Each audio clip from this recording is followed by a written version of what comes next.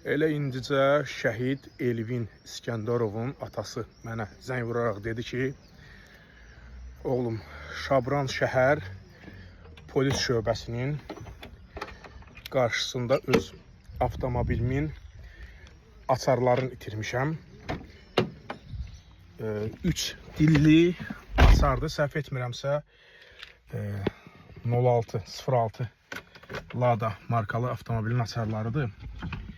Hər kim tapsa, hər kimin qarşısına çıxsa, gətirsin ya sənə, ya Şabran şəhər polis şöbəsinə versin ki, həmin adamlar da belə deyək, polis şöbəsi də mənə məlumat versin, ya sənə verəndə sən gətirib mənə verəsən.